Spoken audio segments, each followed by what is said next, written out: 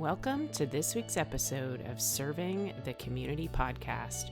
Each week, your host Trisha Stetzel is highlighting people and organizations in our communities that are serving through volunteer work and giving back to make our community, country, and even the world a kinder place to live.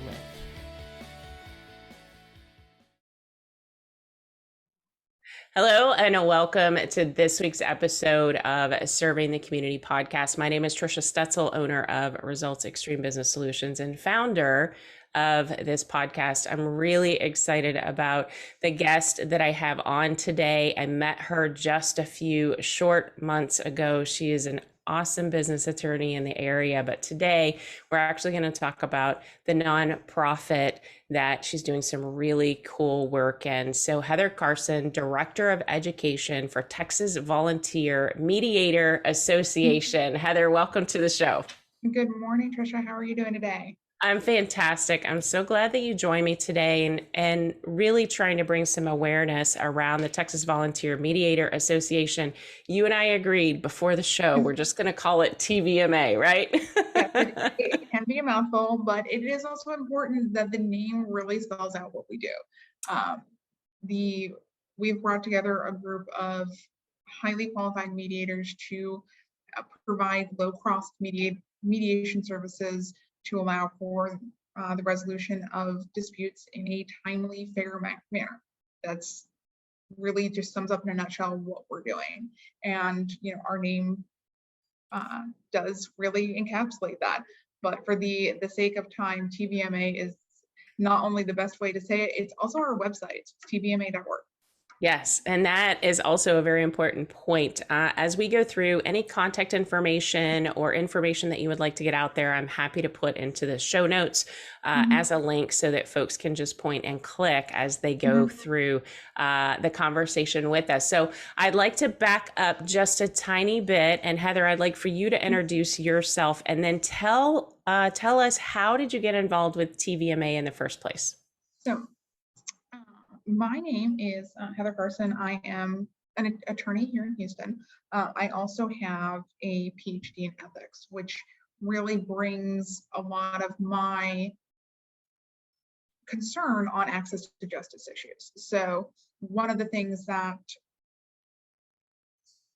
continuing conversations I have with some of my fellow attorneys is how people are accessing the courts, how we're making sure things are being resolved fairly and quickly, particularly now with the state of things, and the courts have been closed for COVID. They were closed for some time after Hurricane Harvey. It takes a long time to get a case through the court system.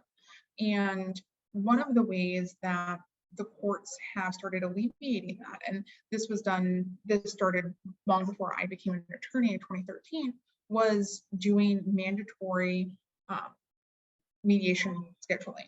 And that's often done through an alternative dispute resolution center. There are several in the Houston area. You can also use a private mediator. And that can get costly.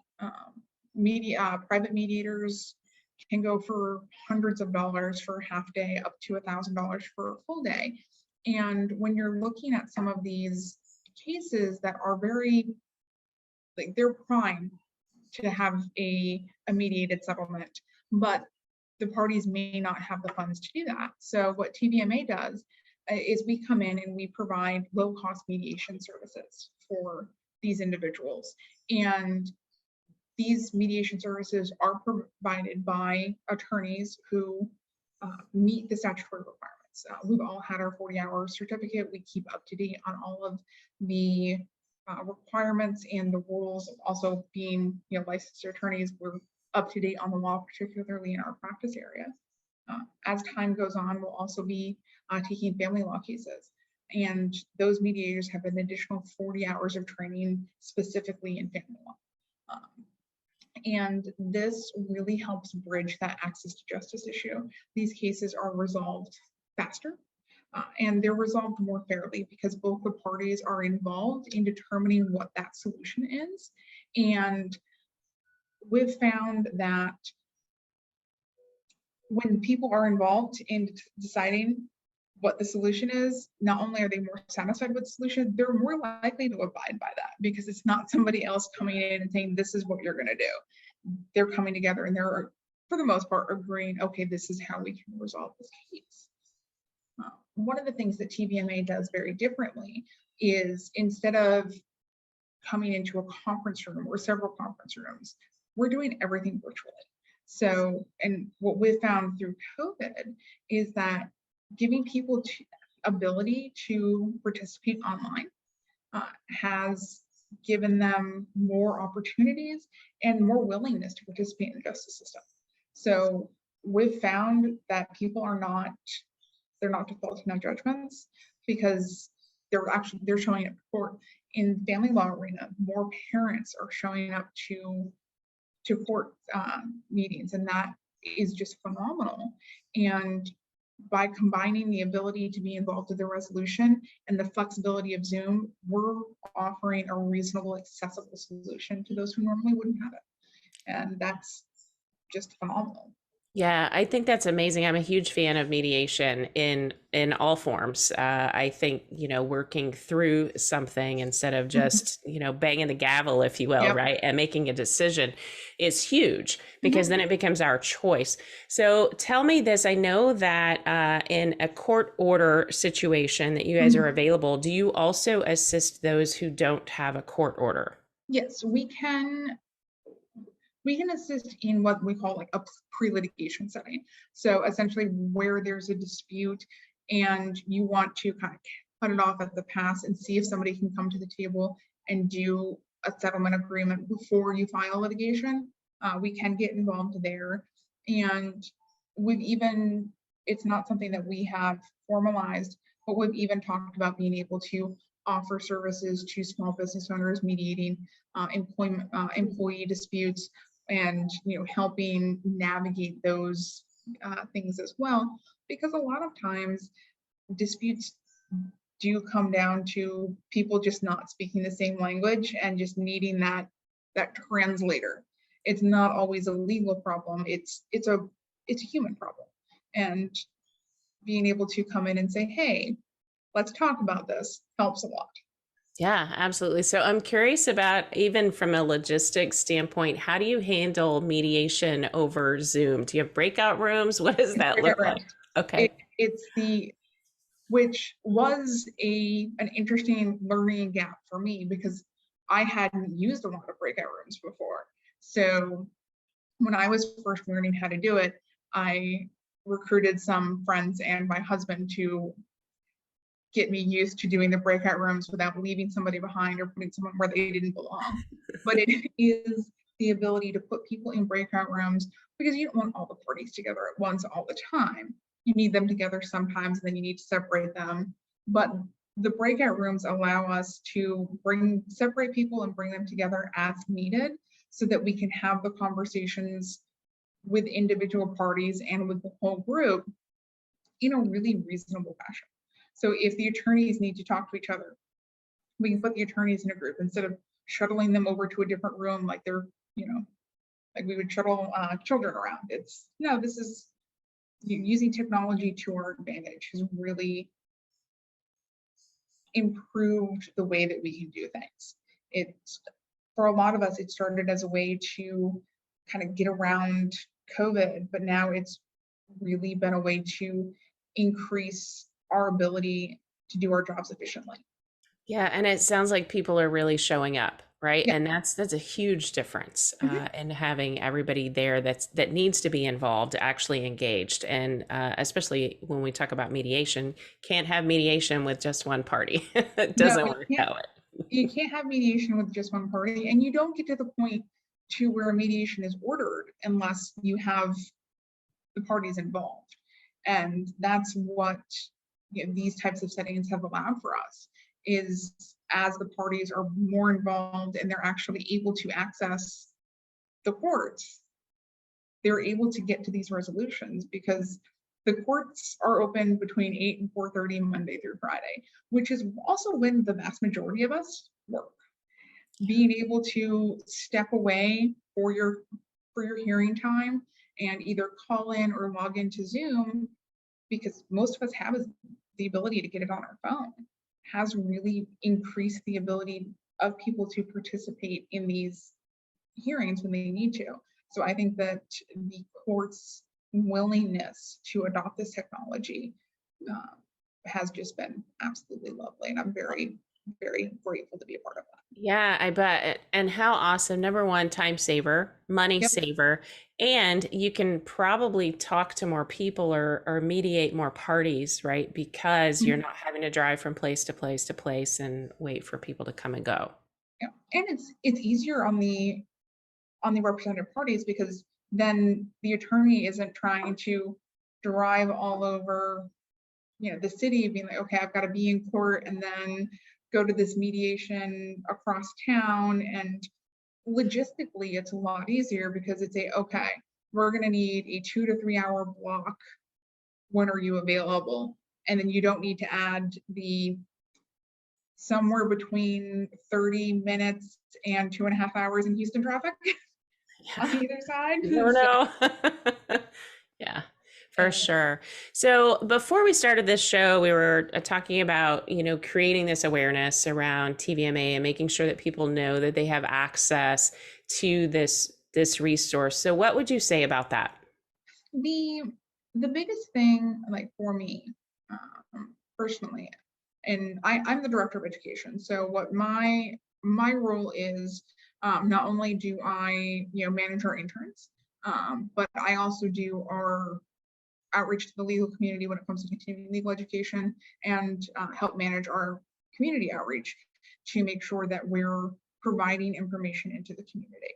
So I want to know when, like, if you have a question, if you're like, okay, who are you? Like, what are you? Like, I got this order to an unfamiliar entity. I don't know who you are. Call, email us. We're here to answer those questions. And if there's something that's not clear, we want to make that perfectly clear to you. We want to make sure that you're comfortable going through this process. If you want to set up a mock run through just to see how it would work, we're more than happy to coordinate that with you. We're not going to proclaim that we're perfect and we know exactly how everything is going to work, but we're here to help troubleshoot those issues and answer all of those questions so that everyone is comfortable moving forward to get to a fair and just resolution to the question. And if as questions come up and there are resources that we can provide, we want to help create those so that we're providing more information for people to feel comfortable going forward with mediation services, be it through us or any other service that offers it. I love that. So, Heather, are all of the attorneys that are a part of this, are they all volunteering inside this space to give Yep. their time? Yep. Okay. That's as attorneys, we, you know, pro bono is very important to us, because we all understand that not everybody can afford an attorney. There are a lot of different resources out there to get legal information, but at the end of the day, that doesn't always substitute for someone who's gone to law school and sat for the bar exam. We're really very blessed to have a pool of attorneys that have taken the extra step of going through the 40-hour course to become a mediator, that are working with us and volunteer their time. And so Yeah, everyone that every mediator is also an attorney, as that's what the vast majority of the courts require. okay. Well, and how special is it that you have a group of attorneys that are willing to give their time so that you can offer a super low cost service to the community? That's amazing. Thank you for being a part of that.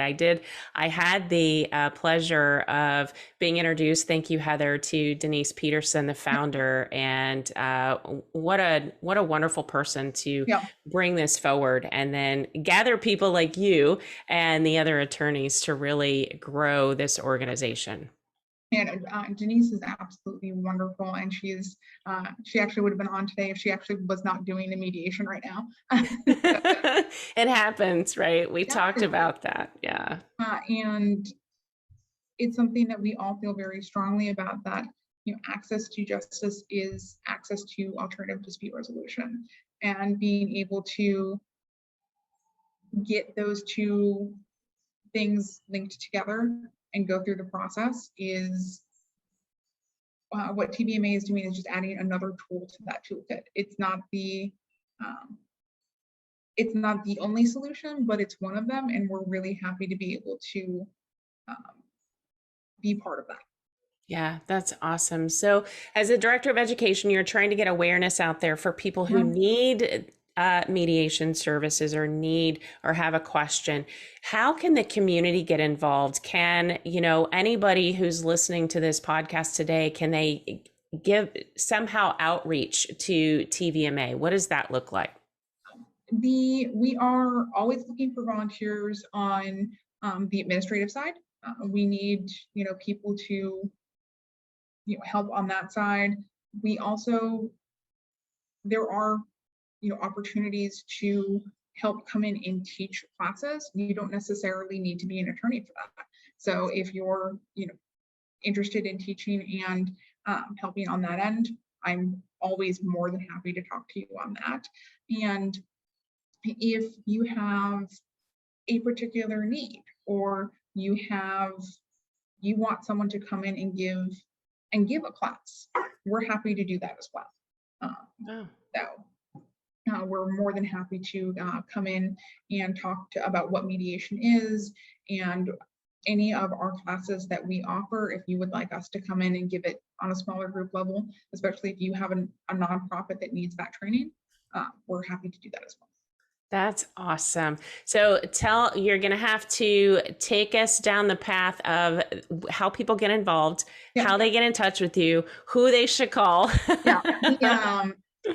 The easiest way to get in touch with us is our general inbox, which is info@txvma.org. Our general email, our website is txvma.org. My TVMA email is the H Carson, which is CARSON @txvma.org. And we've also got our Facebook page, and I believe one of our interns was working on an Instagram page that will be live soon. And those are the absolute best ways to get a hold of us is email, because those emails do go to the entire leadership team, and one of us can just jump on and grab that. Okay. Obviously, my email goes directly to me, and I'll get back to you within a business day. Yeah, that's great. Well, and another great way to get the word out about TVMA is for all of our listeners to share this information, right? I think that's really important as we all are trying to grow our audiences. I'm really trying to bring more awareness to organizations like yours. Heather, anything else that we need to know that we didn't talk about today? I think the most important thing is that we're here to serve. If there is a way that we can help that we perhaps don't know about, that's a conversation that we're willing to have. We rarely say no, because even if we can't do it ourselves, we probably know someone who can. And that's, for us, it's about not only bridging the access gap, but also just, bridging the communication gap, because sometimes it's just a matter of, if you don't know who to ask, that's 90% of the problem. And if we can help connect the people to solve the problem, we're more than happy to do that. That's awesome. I love connectors. I love connectors like you. And I'm sure that is why we continue to find each other in different places, right? Heather, thank you so much for being on the show with me today and talking about TVMA, or I'm going to say it one more time, Texas Volunteer Mediator Association, because you're right, the title says it all. Yes. And thank you so much for having me. I greatly appreciate your time.